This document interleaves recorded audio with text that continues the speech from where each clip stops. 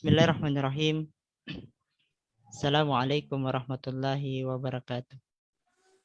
Waalaikumsalam warahmatullahi wabarakatuh.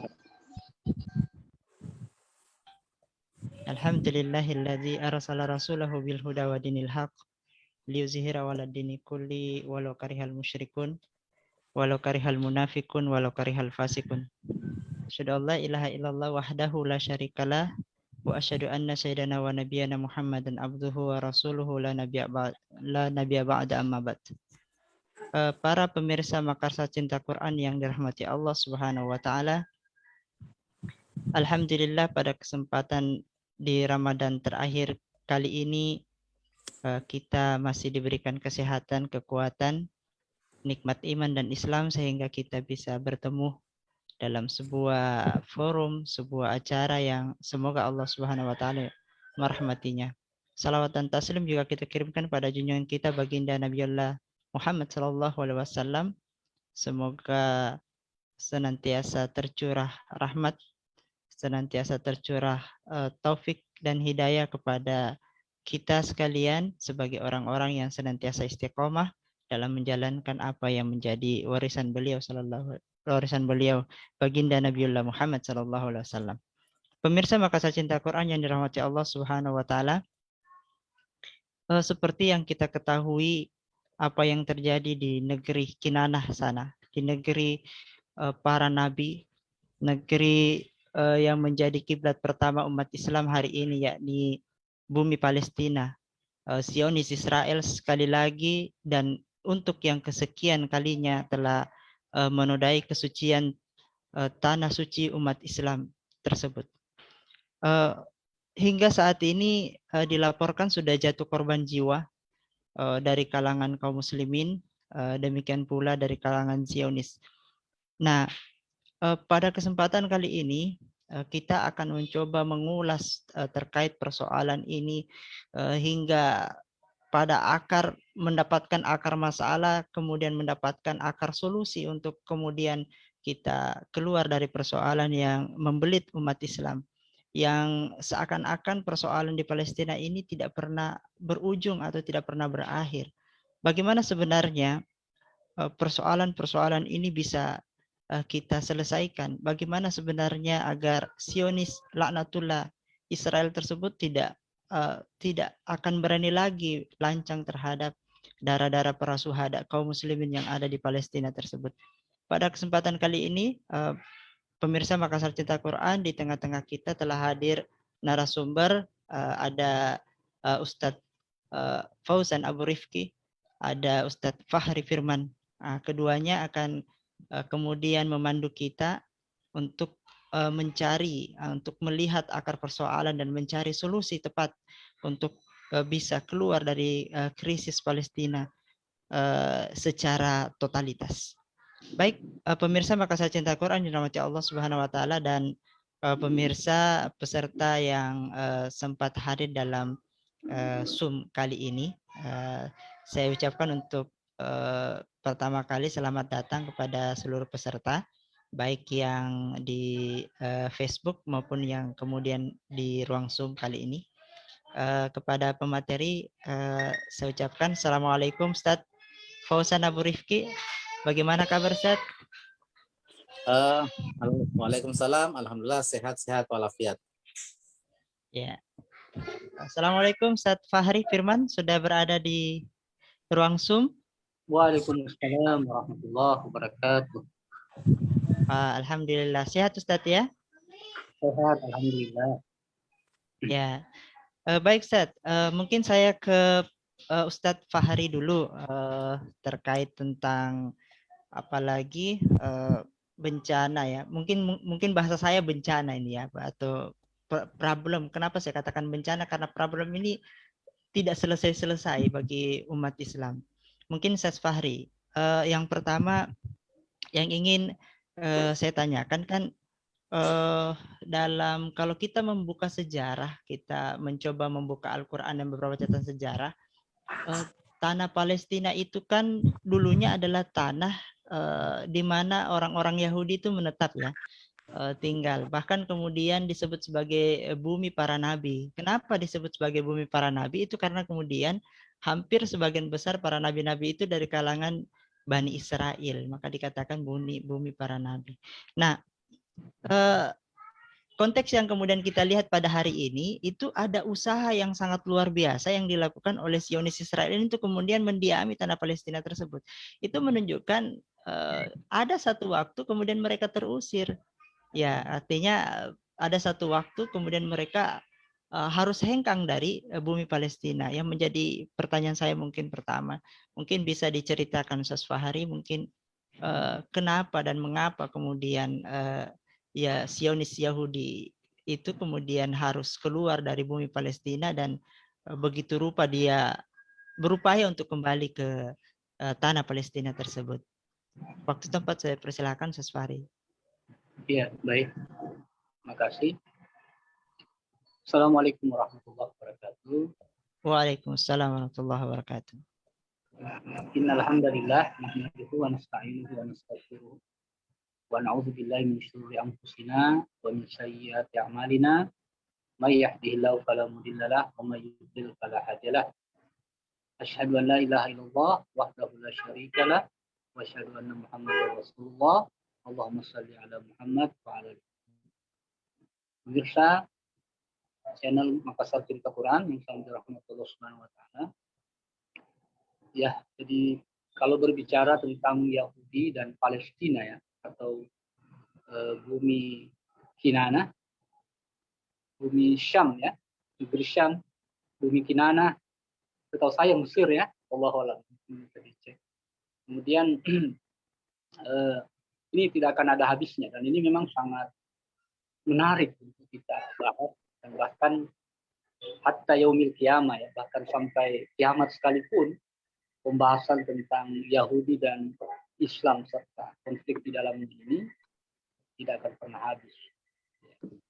Baik, terkait dengan mengapa kemudian bangsa Yahudi ini terusir, ada sejarah yang cukup lama yang kita bisa baca dari berbagai macam referensi. Namun beberapa hal yang saya ingin sampaikan bahwa sejarah terusirnya bangsa Yahudi itu sesungguhnya terjadi pada era sebelum Masehi. Nah, bangsa Yahudi sendiri atau dikenal dengan Bani Israel itu, dia memiliki masa kejayaan itu bisa dilihat pada masa Nabi Daud. Pada masa Nabi Daud itu, yaitu sekitar tahun 1010 sebelum Masehi sampai 970 sebelum Masehi. Nah, setelah itu berlanjut pada masa Nabi Sulaiman alaihissalam, yaitu pada tahun 970 sebelum Masehi sampai sekitar tahun 500-an ya, sebelum Masehi. Nah, tepatnya 580-an sebelum Masehi. Nah, itulah masa kejayaan bangsa Bani Israel, ya, Yahudi ketika itu. Nah, lantas waktu berjalan, kemudian bangsa Yahudi itu pada akhirnya terusir. Ya, mengapa mereka mengalami keterusiran? Ya, dalam sejarah kisahkan bahwa mereka melakukan berbagai macam pelanggaran yang dilakukan sehingga mereka terusir dari tanah suci Al-Quds, ya, Palestina. Tercatat dalam catatan saya misalnya pada tahun 586 sebelum Masehi itu, ya, Raja Nebukadnezar Babilonia itu mengusir bangsa Yahudi. Kemudian pada tahun 70 Masehi, nah, itu mereka terusir oleh Raja Titus waktu itu, penguasa Roma. 2 kali terusir. Nah, ternyata setelah ditelusuri ada pelanggaran berat yang mereka lakukan. Ya, di antaranya pelanggaran itu yaitu mereka melakukan pembunuhan terhadap nabi-nabi dan rasul ketika itu. Tercatat pembunuhan kepada Nabi Zakaria, kemudian Nabi Yahya, bahkan nabi-nabi yang berketurunan Bani Israel pada waktu itu. Nah, sehingga mereka mengalami keterusiran. Bahkan mereka juga menghalalkan riba. Ya, pada dalam kitab mereka yang asli itu, ya, kitab Taurat ya, itu mereka sebenarnya tidak dibenarkan untuk melakukan aktivitas riba, tapi kemudian mereka menghalalkan. Namun kesalahan yang paling fatal adalah mereka membunuh para nabi dan rasul. Dan itu yang kesalahan yang menjadikan bangsa Yahudi terusir. Nah, pada waktu sebelum Masehi itu, ketika terusir itu selama beberapa milenium. Ya. Nah, sehingga terpecah ketika itu Yahudi. Dia menjadi dua kerajaan. Kerajaan utara itu berada di Samaria, kemudian kerajaan selatan itu berada di Yehua. Ya, Yehuda, Yehua. Nah, itu pada waktu itu terjadi dua pecah kerajaan ini, dan pada akhirnya dikuasai oleh bangsa Assyria. Bangsa Assyria ketika itu sempat menganeksasi kaum Bani Israel, dan mereka semua terusir.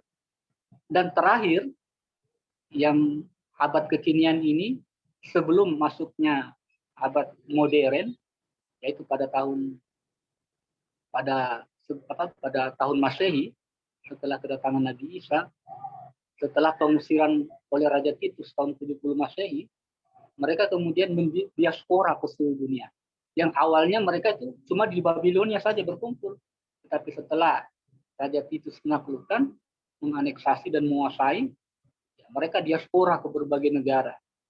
Ya, dan pada akhirnya dengan istilahnya the promised land atau tanah yang dijanjikan, mereka bagaimana caranya agar bisa membangun kembali entitas Yahudi yang dikenal dengan gerakan Zionis.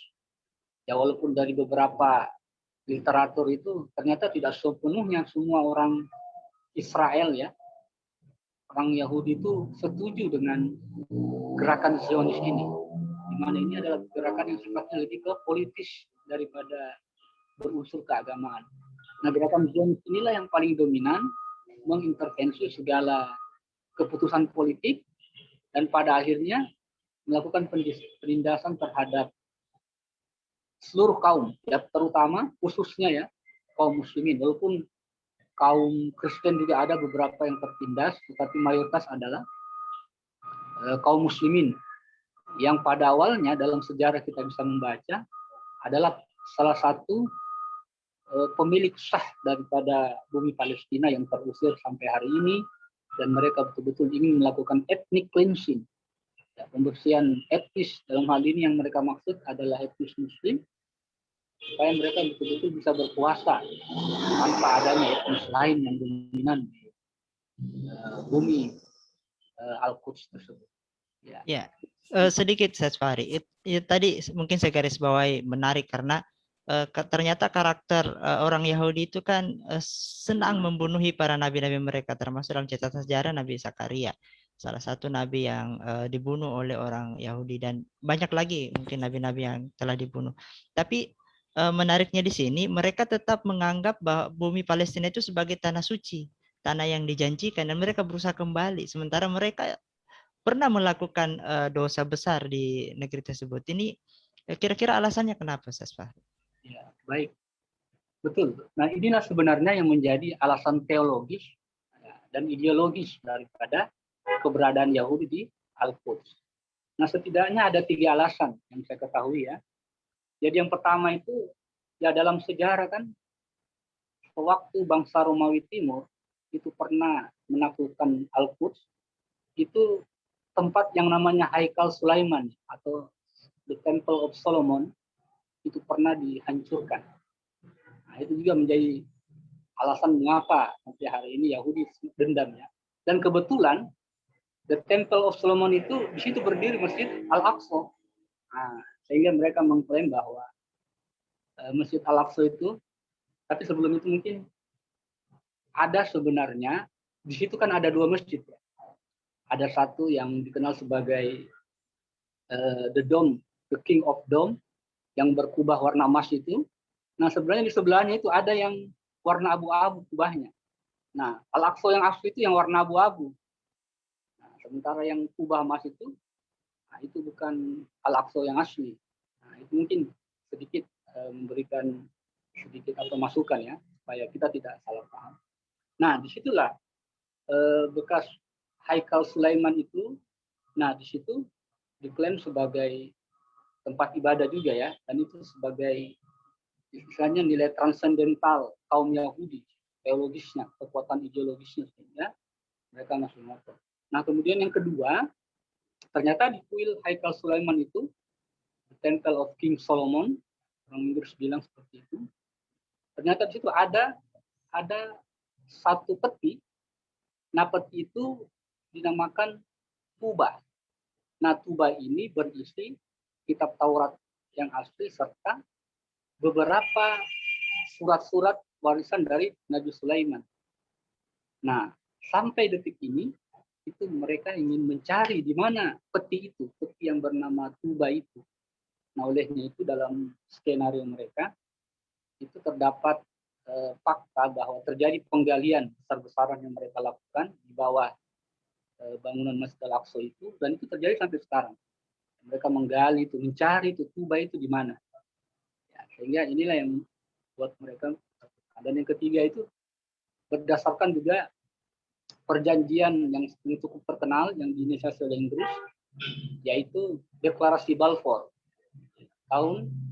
Deklarasi Balfour ini 1917. Nah, sebelumnya ada Sykes-Picot, ya, perjanjian juga, tapi diperkuat dengan Deklarasi Balfour. Nah, Balfour sendiri diambil dari nama Menteri Luar Negeri Inggris pada waktu itu, Arthur John Balfour, yang menginisiasi munculnya Deklarasi Balfour yang menguatkan ya, kedudukan orang Yahudi itu untuk melakukan imigran dari negara yang tepat mereka diaspora. Nah, akhirnya terjadi imigrasi besar-besaran yang awalnya mereka itu jumlahnya 10% saja, langsung bertambah menjadi 27% waktu itu.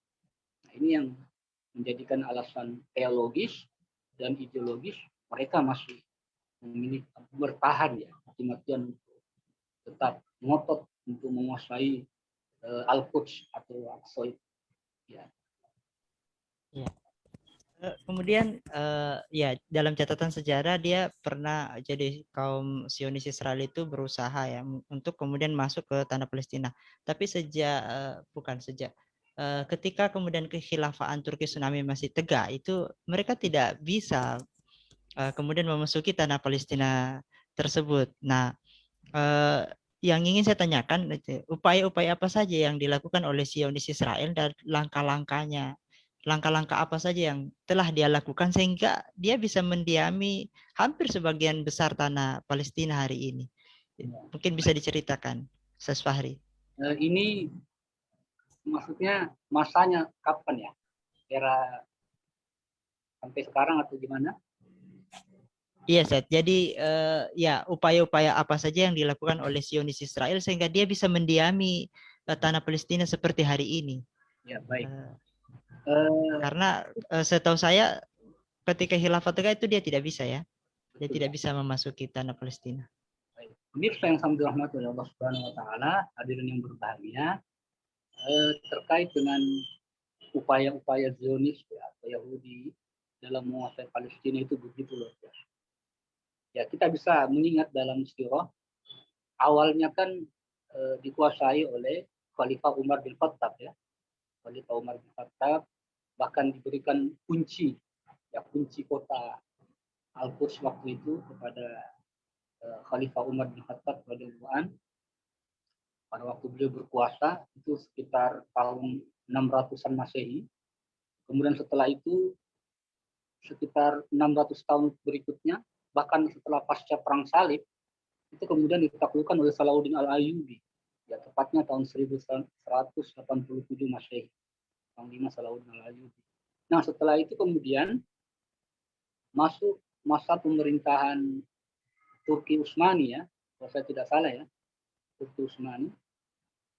Pada waktu itu ditaklukkan. Yang terakhir ya. Nah, pernah memang ada upaya kesungguhan daripada tokoh-tokoh Yahudi, dalam hal ini representasinya adalah Theodor Herzl. Dia pernah menawarkan jutaan gulden, jutaan lira ya, gulden atau lira sekitar itu. Dalam CEO diceritakan sekitar 6 juta itu kompensasi kepada khalifah waktu itu, Sultan Abdul Majid yang kedua. Tapi beliau kemudian menolak mentah-mentah. Beliau kemudian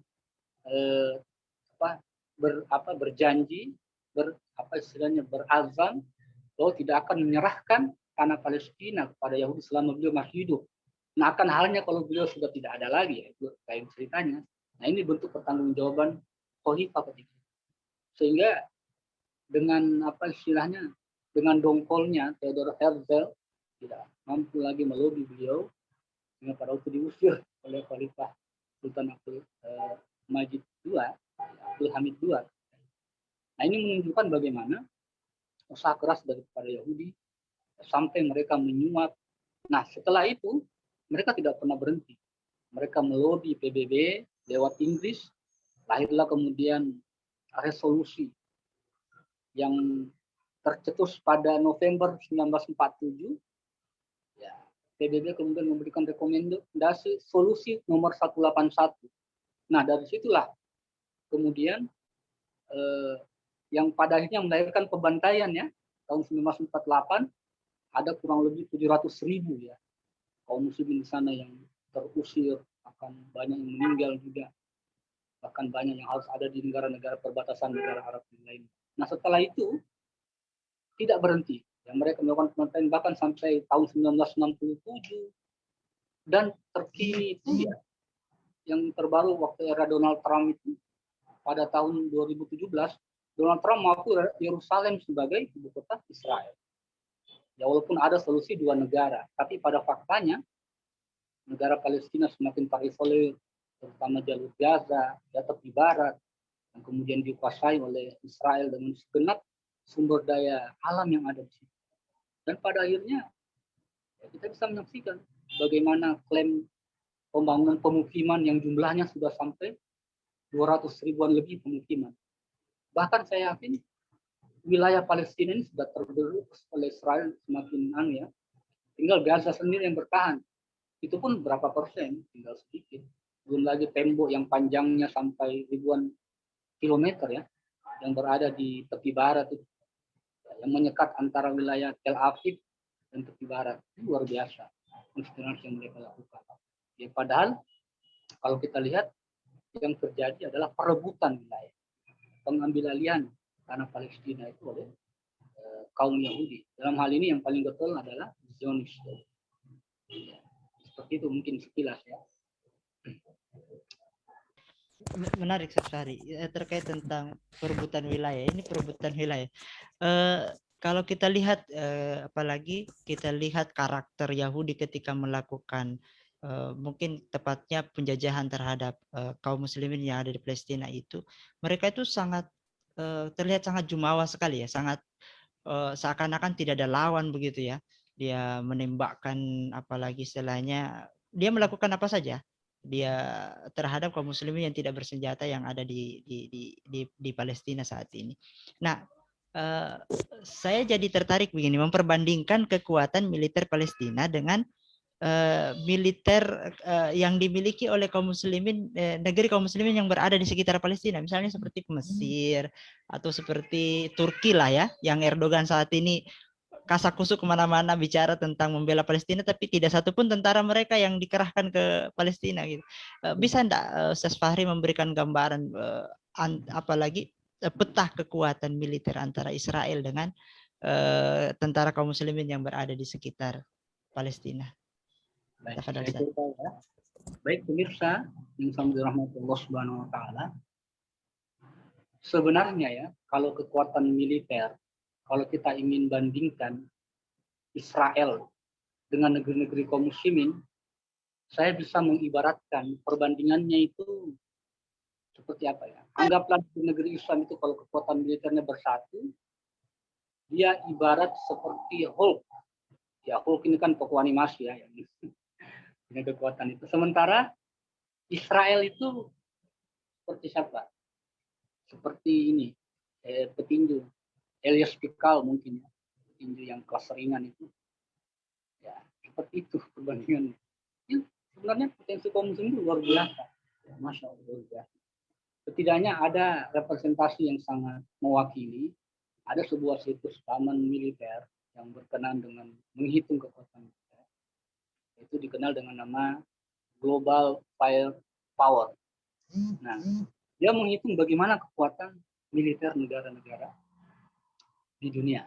Nah, Israel itu masuk dalam urutan yang ke-20 dari 138 negara. 138. Nah, kalau kita ingin bandingkan dengan kekuatan negeri-negeri Islam, luar biasa. Setidaknya negeri Islam itu kekuatan militernya terwakili oleh misalnya Pakistan, yang Turki, Mesir, Iran, dan Indonesia. Dan menariknya Indonesia ini berada di urutan ke-16. Ya, di atas Israel, 4 angka di atas Israel. Punya 700 ribuan ya, kekuatan angkatan darat. Kalau di Asia Tenggara malah nomor 1 Indonesia ya. Indonesia nomor 1 di Asia Tenggara. Ya. Dan di Asia saya kurang tahu nomor berapa. Yang jelas nomor 1 di Asia Tenggara ya. Di bawah di atasnya Malaysia. Dan sebenarnya kekuatan mereka sangat kecil. Populasi Israel itu 8,3 juta. Potensi untuk militernya itu 3,6 juta. Tetapi tentara yang aktif itu sekitar 170 ribu personel angkatan darat ya. Namun harus diakui Israel itu punya kekuatan udara yang kuat. Ya, punya kekuatan udara yang kuat. Ingat bahwa mengapa mereka kuat, merasa jumawa, karena didukung oleh induknya. Siapa induknya? Ya Amerika Serikat. Ya, Amerika Serikat memiliki kekuatan nomor 1 ya, dalam deretan 138 negara dalam rilis Global Firepower itu. Jadi wajar kalau mereka itu jumawa. Karena pada dasarnya bukan karena kekuatan militer mereka bangga, tapi karena disokong oleh Amerika Serikat dan Inggris. Apalagi Inggris kan juga Inggris dari sisi legitimasi ya, legitimasi internasional, artinya secara yuridisnya Inggris, tapi secara filosofis dan kemudian real masuk pendanaan itu adalah Amerika Serikat. Itu mereka didukung. Apatah lagi, jangan lupa Israel itu punya kekuatan nuklir. Ya cuma tidak dirilis secara resmi kan, tapi secara tradisional mereka memiliki kekuatan nuklir yang luar biasa. Nah, tidak usah, cukup. Saya pikir tidak perlu 5 negara muslim untuk bisa membanding kekuatan. Cukup. Satu misalnya, taruhlah Iran. Iran itu justru memiliki kekuatan nomor 14. Dan nomor 14 maka lebih tinggi lagi dari Indonesia ya. Kekuatan militer nomor 14 di dunia dari 138 negara tadi. Luar biasa. Dia punya tentara aktif itu 525 ribu ya, tentara aktif. Dengan penduduk 82 juta jiwa, potensi sukarela militer itu bisa sampai 47 juta jiwa. Luar biasa. Dia terlepas dari adanya isu Syiah, ya kan? Tapi ini luar biasa kekuatan Iran. Terdekat Mesir. Mesir itu justru kuat juga. Bahkan urutan ke-13 ya, yang terbaru. Yang pernah sebelumnya tahun 2000 itu 2017 18 itu urutan ke-10 malah. Rosot ya, jadi urutan ke-13. Nah, ini dari sisi kekuatan militer sebenarnya Israel itu tidak kuat, tidak memiliki apa-apa. Ya karena faktor ini ya, faktor dukungan mereka oleh induknya itu Amerika Serikat dan dukungan dari Inggris dan pengkhianatan penguasa-penguasa negeri kaum muslimin, inilah yang menjadikan mengapa Israel itu begitu jumawa.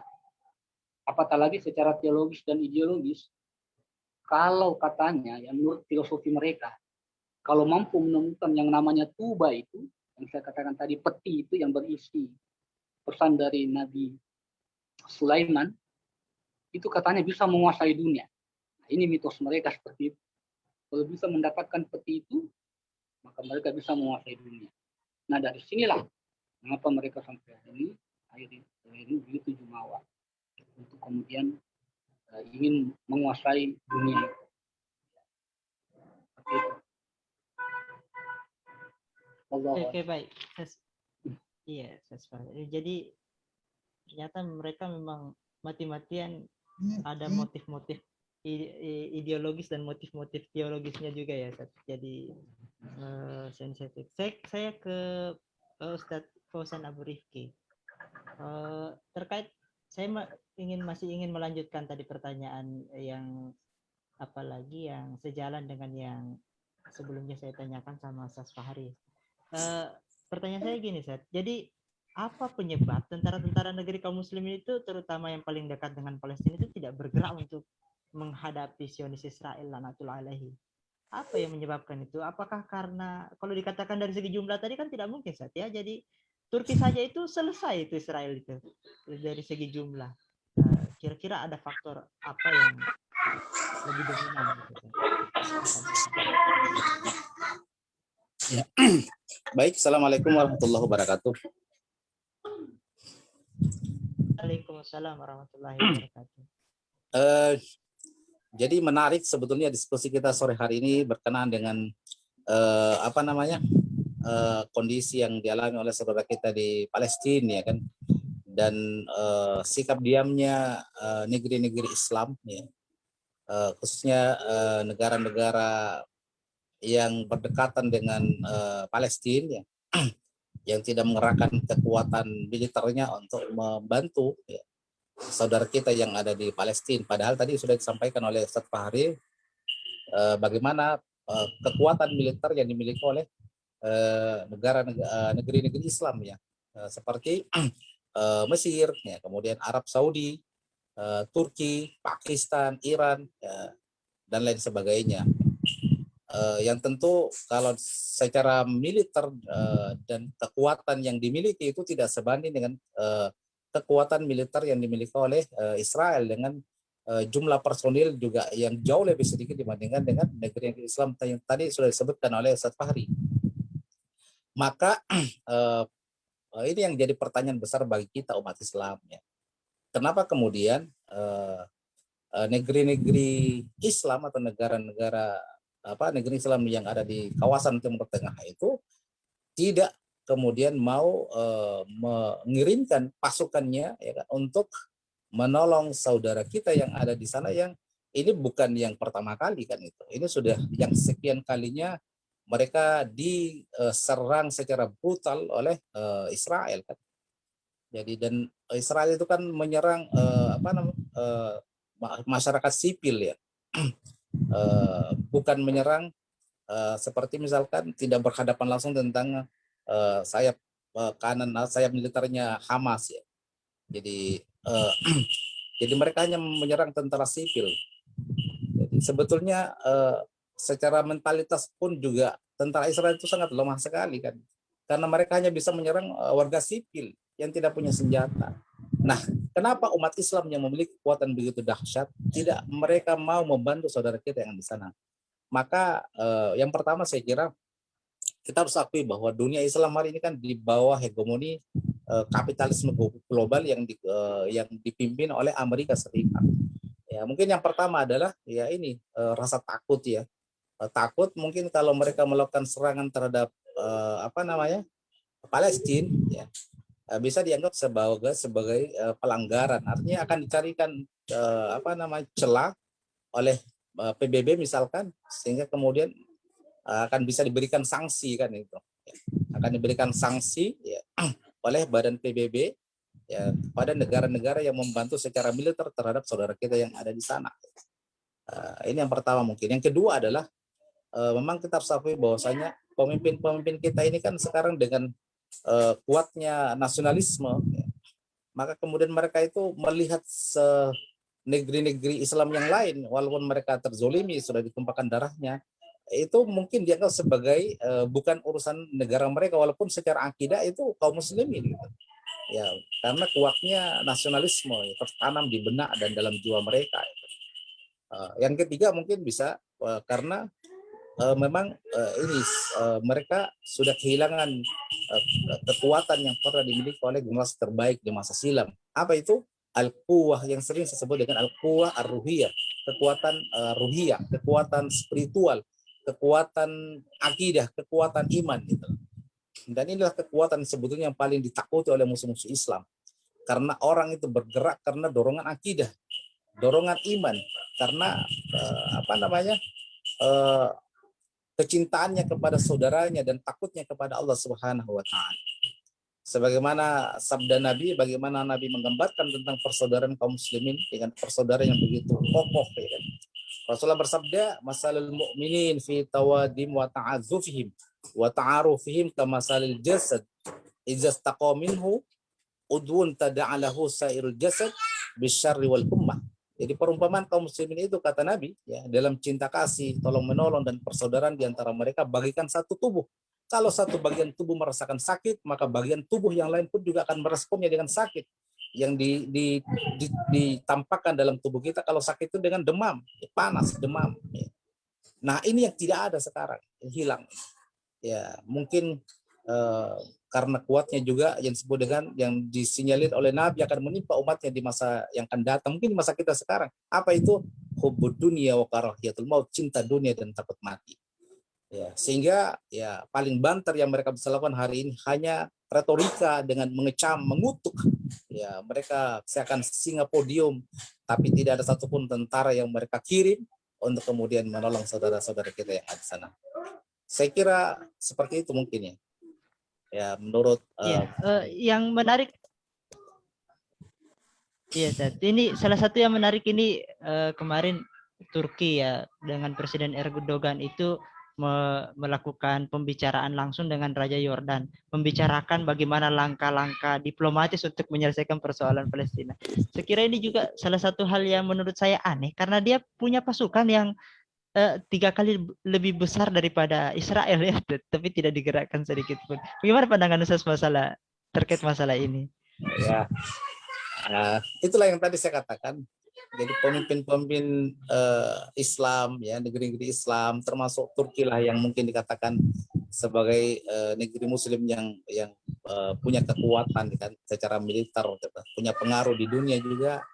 Tapi hari ini pun juga, ya, itu tadi saya bahasakan dengan mereka singa podium, bisa ya di podium mereka seakan-akan garang mengecam gitu dan akan melakukan langkah-langkah ya kan diplomasi dan lain sebagainya, tapi hanya sebatas itu. Pertanyaannya, kenapa dia tidak kirim satu saja rudalnya untuk dikirimkan ke Israel itu, dan daya jangkaunya luar biasa itu, rudal-rudalnya dimiliki oleh Turki. Itu kalau kita uraikan satu bocoran tentang kekuatan militer Turki itu luar biasa dahsyat itu. Ya, tapi kenapa satu saja rudalnya tidak dikirimkan sebagai sebagai pelajaran kepada kepada Israel? Saya kira kalau satu saja dikirimkan itu selesai Israel itu. Yang penduduknya kan tidak lebih besar daripada ibu kota Jakarta. Benar-benar. Dia militer Turki nomor 9 di dunia. Nomor 9 di dunia. Nomor 9, Ustaz. Ini ada satu hal yang menarik untuk ingin saya tanyakan, Ustaz. Apakah Ustaz setuju dengan sebutan negara Israel? Nah, itu kan sekarang ada dengung-dengung negara Israel. Bagaimana menurut Ustaz? Apakah Ustaz setuju dengan sebutan itu? Kalau saya sendiri agak sedikit mengganggu menurut saya negara Israel itu. Gimana kalau Ustaz bagaimana? Secara imani tentu tidak setuju karena tanah Palestina itu, Israel itu kan merampas tanah Palestina, itu tanah Usriyah milik kaum muslimin, itu tidak bisa diperjualbelikan. Jadi makanya Israel itu mereka berdiri di tanah rampasan yang bukan hak mereka, maka mereka tidak layak disebut sebagai negara Israel yang diakui oleh negeri-negeri kaum muslimin. Makanya siapapun negeri Islam, negara-negara Islam yang mengakui atau negeri Islam yang mengakui eksistensi entitas Zionisme Israel di sana di bumi Palestina, itu adalah sebuah pengkhianatan. Karena sampai kapanpun tanah Palestina itu tidak bisa diperjualbelikan sebagaimana sikap yang diambil oleh Sultan Abdul Majid ya, yang tidak mau ketika dibujuk dirayu agar mau dibeli sebagian tanah Palestina, dia kemudian tidak mau. Dia bilang kecuali saya sudah mati, kalian bisa pun juga, kalau mungkin saya mati terserah kalian ya, tapi selama saya masih hidup itu tanah milik kaum muslimin, sejengkal pun saya tidak punya hak untuk menjualnya kepada kalian. Itu satu sikap yang luar biasa tegas dari seorang khalifah kaum muslimin. Jadi sekali lagi tentu saya sangat tidak setuju itu disebut sebagai negara Israel. Dan siapapun yang mengakui eksistensinya itu sebagai sebuah pengkhianatan. Ini lagi ada lagi Ustaz, terkait tentang solusi yang diberikan oleh sebagian saudara-saudara kita dalam bentuk kemanusiaan. Jadi ada seruan untuk bantuan obat-obatan, makanan, ya, pembangunan rumah sakit dan yang serupa dengan itu. Menurut Ustaz, apakah solusi-solusi seperti ini apalagi istilahnya membantu atau kemudian pandangan Ustaz seperti apa terkait tentang solusi-solusi kemanusiaan seperti ini? Solusi itu sebetulnya ya tidak salah ya kan, itu solusi sesaat ya temporal ya, tapi tidak menyelesaikan masalah ya kan ya, karena mereka tidak mengerti akar masalahnya di mana gitu. Jadi kalau kita mengatakan itu solusi sesaat jangka pendek, oke lah, tidak ada salahnya kemudian kita bantu mereka. Saya kasih satu perumpamaan lah ya. Mungkin seperti sebuah rumah ya kan, rumah yang kemudian tidak punya penjaga dan rumah itu punya penghuni, ada orang tuanya, ada anak-anaknya, kemudian dirampok oleh perampok yang sebegitu kejam ya kan, kemudian penghuninya mereka dilukai, ada yang dibunuh, ada mungkin anak-anak gadisnya ada yang diperkosa gitu. Kemudian terus kita berempati kepada mereka ya kan, kita berempati kepada mereka, kita bantu mereka, kemudian kita sembuhkan luka-luka mereka ya kan, kita kasih mereka bantuan untuk makanan dan lain sebagainya ya, untuk mereka bisa melangsungkan kehidupan mereka. Tetapi kita tidak lupa bahwasanya sang penyerang ini mereka dibiarkan untuk kemudian bisa melakukan untuk yang kedua, ketiga kali dan seterusnya gitu. Ya, tidak ada upaya untuk bagaimana menghentikan ya kan yang sang perampok tadi, sehingga mereka tidak kemudian melakukan perampokan dan kemudian mencederai para penghuninya kan. Ya, jadi sekarang yang dilakukan oleh kaum muslimin kan hanya mengobati luka-luka, memberikan bantuan makanan orang agar mereka bisa melangsungkan kehidupannya, bisa survive ya kan. Tetapi tidak ada kemudian upaya untuk menghentikan pelaku perampok tadi. Sama Israel ini ya kan. Tidak ada upaya bagaimana menghentikan kebiadaban Israel. Ini hanya memberikan bantuan kepada kaum saudara kita yang ada di Palestina, bantuan obat-obatan dan makanan ya kan, rumah sakit ya. Tapi tidak ada upaya real bagaimana menghentikan tindak kejahatan ya yang dilakukan oleh Israel, yang kapanpun mereka bisa lakukan untuk kedua kali dan seterusnya kan, sampai hari ini kan terus mereka lakukan ya. Jadi inilah yang saya kira harus dibuka pemikiran umat Islam ya kan, bahwa yang terpenting itu adalah bagaimana menghentikan Israel agar mereka tidak kemudian kurang ajar ya kan, berbuat brutal kepada saudara kita yang ada di sana kan begitu. Jadi yang terpenting itu menghentikan kejahatan Israel terhadap saudara kita yang ada di bumi Palestina. Seperti itu saya kira. Jadi kalau begitu Ustaz, mungkin yang untuk terakhir dari pertanyaan saya nanti silahkan bagi peserta Zoom yang hadir sini untuk langsung bertanya, tapi sebelum itu saya pertanyaan terakhir Ustaz Fauzan. Jadi apa sebetulnya yang dibutuhkan? Solusi apa sebetulnya yang dibutuhkan yang benar-benar bisa menuntaskan persoalan ini Ustaz bagi Palestina? Tafadhal Ustaz. Saya kasih satu lagi ilustrasi ya. Jadi dan ini akan menggambarkan bahwa yang dibutuhkan umat ini adalah itu gitu. Di masa pemerintahan Al-Mu'tasim Billah ya, itu ada seorang wanita yang kemudian diganggu ya, dilecehkan oleh serdadu atau tentara Persia kalau saya tidak salah. Lantas wanita tadi dia berteriak ya, wa mu'tasimah, di mana engkau wahai mu'tasim ya, wa ya mu'tasim ya. Dia berteriak minta pertolongan, di mana engkau wahai mu'tasim. kemudian teriakan wanita muslimah tadi itu sampai di telinga Al-Mu'tasim Billah, seorang khalifah, seorang pemimpin kaum muslimin ketika itu. Apa yang dilakukan oleh sang khalifah? Maka kemudian untuk menyambut panggilan dan permohonan, permintaan pertolongan dari seorang wanita itu, dia mengerahkan pasukannya, ya, yang disebutkan dalam sejarah itu.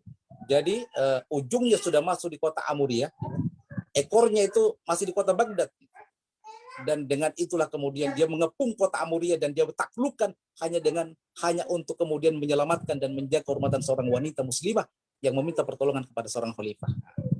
Nah, inilah yang digambarkan oleh Nabi, kan, al-imamu junnatun yuqatalu min waraihi wa yuttaqabih. Imam itu bagaikan perisai, bagaikan benteng di mana orang-orang mukmin itu berlindung dan berperang di belakangnya. Dan inilah yang tidak dimiliki oleh kaum muslimin hari ini. Tidak ada perisai dan tidak ada pelindungnya. Dan oleh karena itu kemudian untuk menghentikan kebiadaban Zionisme Israel, umat Islam ini butuh perisai. Ya. Jadi butuh junnah, ya, yang dibayat oleh kaum muslimin, ya kan? Yaitu ketika kemudian umat Islam menegakkan khilafah dan membayat seorang imam, seorang khalifah yang dengannya akan menjadi penjaga dan pelindung saudara kita yang ada di bumi Palestina hari ini.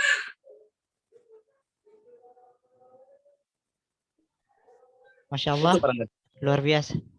Iya. Jadi pada dasarnya, pada kesimpulannya bahwasanya solusi tuntas hari ini untuk agar Palestina bisa keluar dari krisis yang terus-menerus menderah dia itu adalah dengan tegaknya khilafah Rasyidah ala minhajin nubuwah. Baik, kepada peserta yang sudah hadir di ruang Zoom, saya persilahkan kepada mungkin ada yang ingin menanyakan langsung kepada narasumber kita. Pada sore hari ini kita masih punya waktu sekitar 10 menit ya. Tafadhal, silakan di unmute saja langsung. Bagi yang ingin bertanya langsung silakan.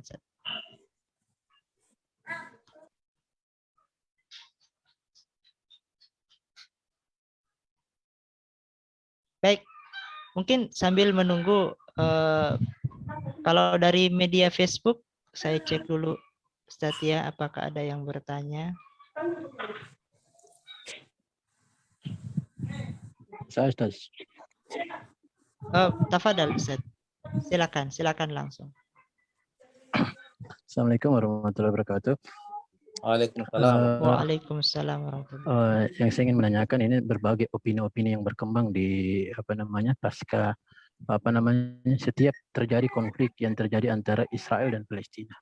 Barangkali ini yang perlu kita tegaskan dan diluruskan ya. Yang pertama itu terkait konflik yang terjadi di Palestina itu, opini-opini yang berusaha dikembangkan ya, atau orang-orang yang kemudian tidak bertanggung jawab itu adalah konflik yang terjadi Israel dan Palestina itu adalah konflik antar negara, bukanlah konflik agama. Itu yang pertama yang sering diopinikan. Sehingga tidak ini yang saya lihat ini harus opininya bahwa yang terjadi di sana adalah konflik antar negara.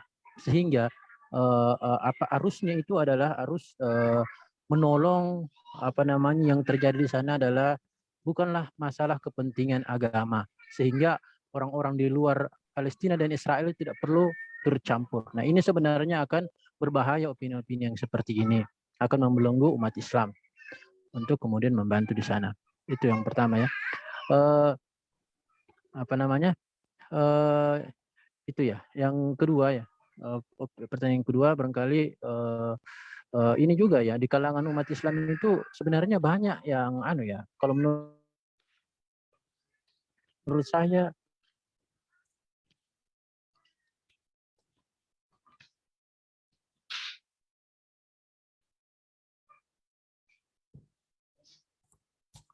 ada gangguan signal mungkin. Saya sadar.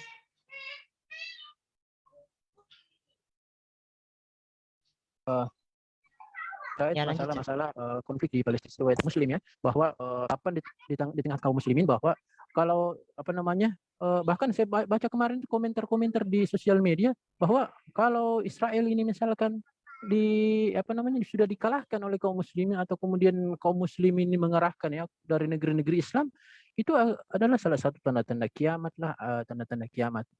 Katanya seperti itu. Apakah kaum muslim sudah siap dengan persoalan ini? Nah itu pertanyaan kedua. Yang ketiga ya, apa nih saya borong ini pertanyaan.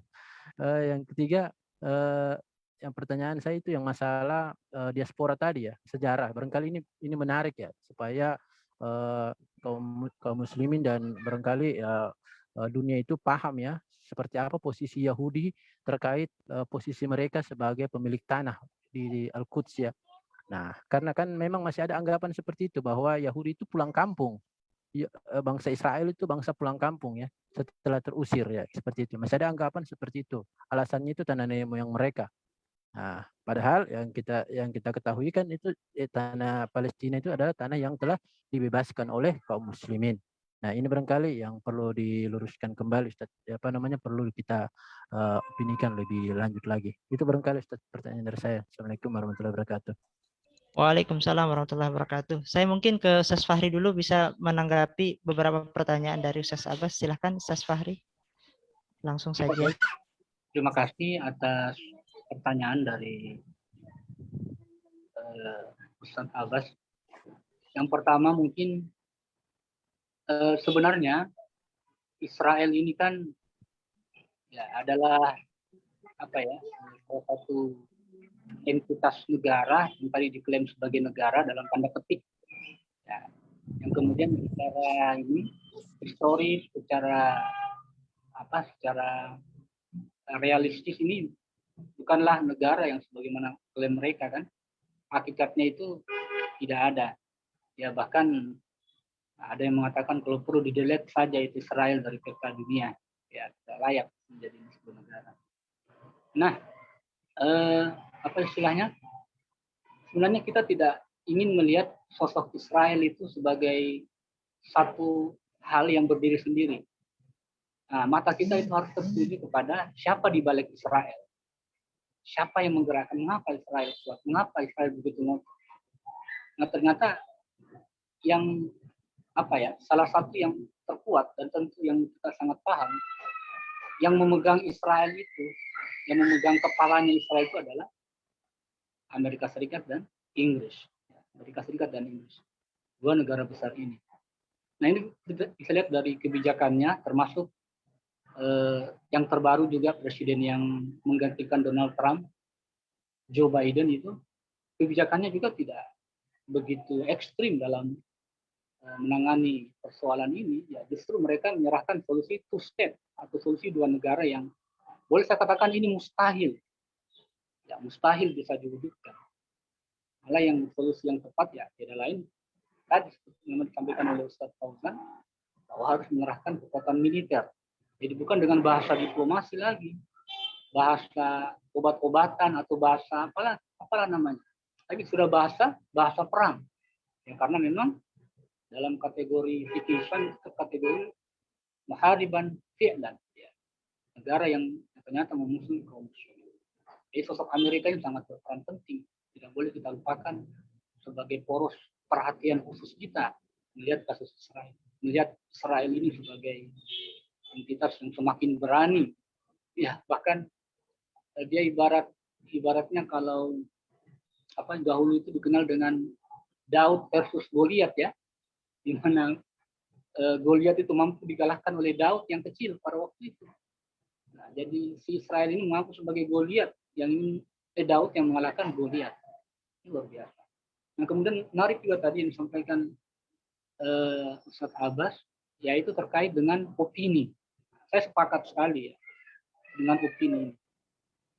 Saya kan juga kadang berselancar di sosial media ya. Saya tertarik gitu lihat-lihat. Saya perhatikan apa trending itu. Ya, trending itu salah satunya adalah konflik ya, Palestina Israel. Dan saya melihat memang konten-konten dari sosmed itu mengarahkan pada pertama isu kemanusiaan. Ya, sampai ada pernyataan seperti ini. Kalau mau melihat persoalan Israel Palestina, ya tidak harus kita agama dulu, cukup dengan rasa kemanusiaan. Nah, sehingga kita bisa merasakan penderitaan di sana. Jadi isu kemanusiaan ini sangat kental, kemanusiaan, sehingga tadi opini-opini agama yang sebenarnya itu harus lebih kuat tidak muncul, dan pada akhirnya opini ini terbentuk mengerucut dan bukan lagi pada satu titik, yaitu pembelaan secara akidah ya kepada saudara kita di Palestina. Ya meskipun ada memang beberapa ustadz, beberapa channel yang masih fokus kepada itu, ya termasuk dari apa istilahnya yang mereka klaim sebagai radikal ya, nah, itu yang kemudian fokus pada bahwa ini adalah perampasan tanah, ini tindakan ilegal, ini persoalan agama yang fundamental, dan tentu solusinya juga harus solusi yang lahir dari akidah itu sendiri.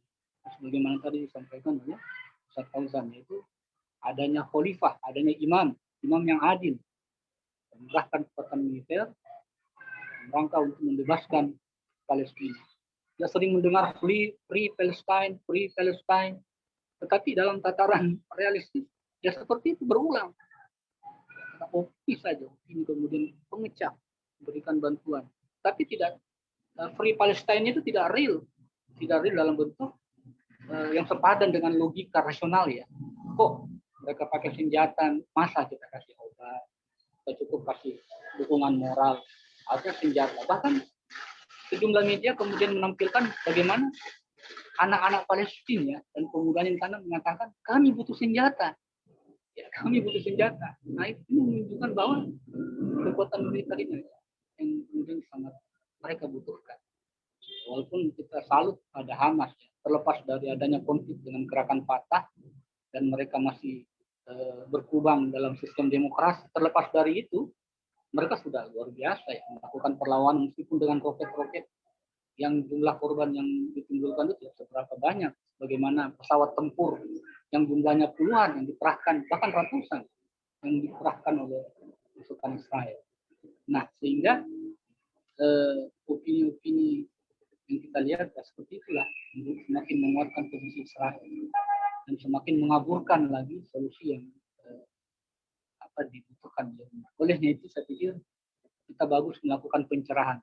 Di sini masih ada kefatalan dalam pemikiran umat, masih ada kesalahan berpikir umat, bahkan para tokoh-tokohnya sendiri masih ada kekeliruan dalam bagaimana solusi untuk Palestina ini.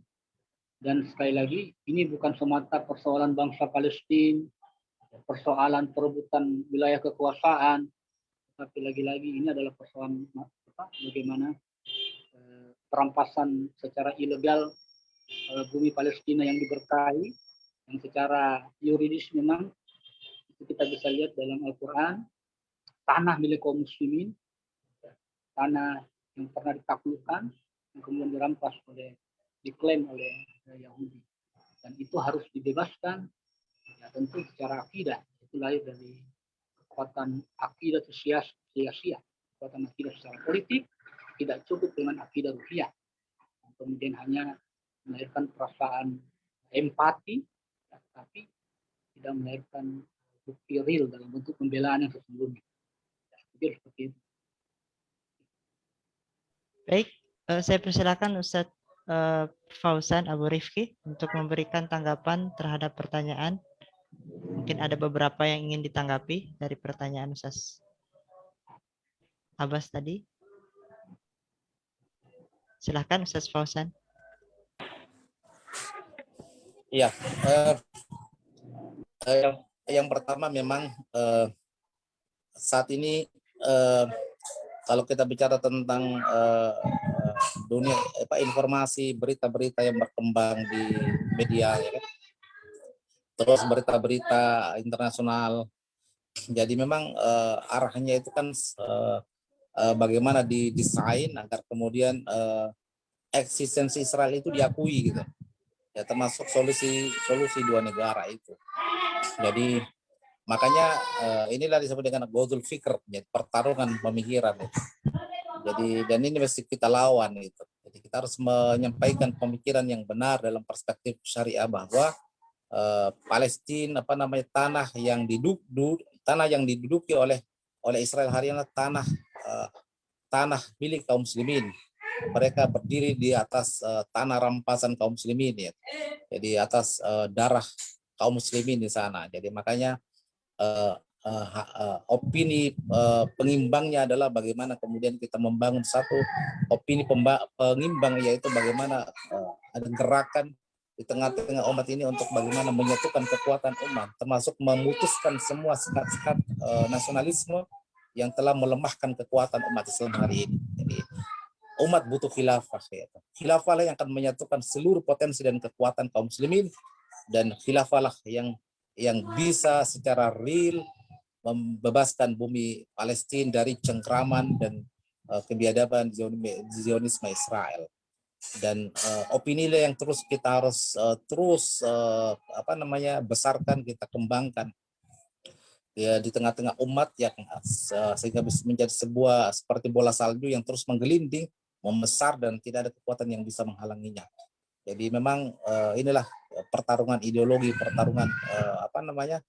pertarungan ideologi ya, antara kapitalisme ya, di mana Israel ini kan di backup secara real oleh Amerika yang mengemban ideologi kapitalisme gitu. Yang karakter dasarnya kan itu mereka menyebarkan ideologinya itu dengan imperialisme penjajahan. Jadi Israel itu hari ini mereka melakukan penjajahan ya terhadap saudara kita yang ada di bumi Palestina. Jadi menolong saudara kita secara real tidak ada cara terbaik selain bagaimana kita mengerahkan segala potensi dan kekuatan kita untuk membangun kembali puing-puing khilafah yang satu abad yang silam runtuh oleh seorang Yahudi ya kan, yang bernama Mustafa Kemal Atatürk, yang kemudian di belakangnya itu ada kekuatan Inggris yang membackup-nya kan, itu ada Inggris, Perancis, ada Amerika di sana. Maka dari itu dunia ini harus kembali di bawah kepemimpinan Islam, saya kira. Dan inilah terus yang harus kita lakukan. Insya Allah kita percaya bahwa dunia ini terus berubah. Perubahan itu sunatullah. Ya kan? Allah berfirman, wa tilkal amthalu nudawiluha bainan nas. Jadi masa kejayaan dan kehancuran itu digulirkan di antara manusia. Memang hari ini kita akui umat Islam itu dalam kondisi lemah, ya kan, tidak berdaya. Mereka disekat-sekat oleh batas-batas imajiner ya. Kemudian ditanamkan nasionalisme dalamnya. Terpecah lebih dari 50 negara-negara kecil yang kemudian penguasanya tidak lebih dari kaki tangan atau ante-ante negara-negara kafir penjajah, termasuk negara-negara Timur Tengah gitu. Maka ini yang menjadi persoalan kita semua. Jadi harus ada kekuatan baru ya kan, yang akan mengimbangi kapitalisme yang hari ini telah menghegemoni dunia. Dan insya Allah kita percaya bahwasanya masa itu tidak akan lama lagi. Seperti ungkapan Arab, jadi kullu ma huwa atin qaribun, setiap yang pasti itu dekat. Kematian itu dekat, hari kiamat itu dekat, khilafah itu juga dekat. Tugas kita terus berjuang istiqomah dan kita sabar menanggung segala resiko, segala penderitaan di dalamnya.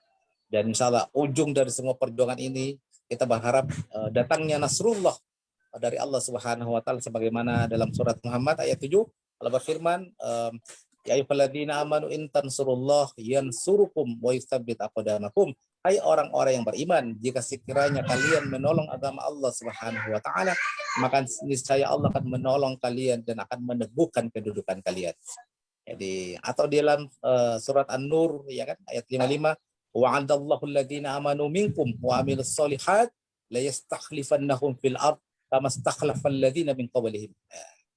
Jadi sungguh Allah telah berjanji kepada orang-orang yang beriman dan beramal soleh di antara kamu, bahwa sungguh-sungguh Dia akan menjadikan kalian berkuasa sebagaimana Allah menjadikan orang-orang sebelum kalian berkuasa. Nah, insya Allah inilah yang kita nanti insya Allah kita akan menuju fase kelima ya dalam perjalanan sejarah panjang peradaban manusia. Hari ini kita berada fase yang disebut dengan mulkan jabariyatan, fase di mana dunia atau kaum muslimin dipimpin oleh pemimpin-pemimpin yang disebut dengan mulkan jabariyatan, yang diktator, otoriter gitu. Dan rata-rata dan mereka merupakan antek-antek atau kaki tangan negara-negara imperialis penjajah. Insya Allah kita istiqomah, kita berjuang, insya Allah ada masa di mana kita akan memanen hasil dari buah perjuangan kita dengan datangnya Nasrullah dari Allah Subhanahu wa taala. Yang pasti solusi terhadap kasus Palestina ini hanya dua. Pertama, tegaknya khilafah, yang kedua jihad yang akan diserukan oleh seorang khalifah untuk menghadapi Israel, kebiadaban Israel, sampai kemudian insya Allah mereka tidak akan berdaya dan tidak akan sanggup berhadapan dengan kekuatan kaum muslimin insyaallah. Biiznillah, dengan izin Allah Subhanahu wa taala. Saya kira demikian. Allahu Akbar. Luar biasa, Ustaz. Allahu Akbar. Masya Allah. Demikianlah kita berada di penghujung acara kita. Para pemirsa Makassar Cinta Quran, saya tidak perlu menyimpulkan, kesimpulannya ada dua tadi ya, bahwasanya tegaknya khilafah dan seorang imam, seorang khilafah yang memerintahkan pasukan kaum muslimin untuk membebaskan negeri Palestina. Itulah solusi tuntas yang kita nantikan. Semoga kita istiqomah dalam perjuangan ini. Saya teringat dengan ungkapan almarhum Ustadz Tengku Zulkarnain ya. Hidup itu tidak bermakna kecuali dengan dakwah. Dakwah sampai mati dan mati dalam keadaan berdakwah. Semoga kita menjadi orang-orang yang senantiasa istiqamah dalam dakwah ini. Kita mengerahkan seluruh kemampuan yang kita punya sampai kemudian Allah mengistirahatkan kita dalam peristirahatan yang terbaik. Demikian para pemirsa Makassar Cinta Quran. Terima kasih kepada para peserta yang hadir di dalam forum Zoom hari ini. Semoga pertemuan kita diberkahi oleh Allah dalam penghujung Ramadan ini. Dan semoga kita mendapatkan pahala yang berlipat-lipat kali lipat, mengistiqomahkan kita dalam dakwah dan menjadikan kita adalah hamba-hamba yang dicatat di sisinya sebagai pejuang-pejuangnya dan mati dan dikumpulkan bersama para syuhada. Demikian, mari kita tutup pertemuan kita. Afu minkum. Assalamualaikum warahmatullahi wabarakatuh. Waalaikumsalam. Warahmatullahi wabarakatuh.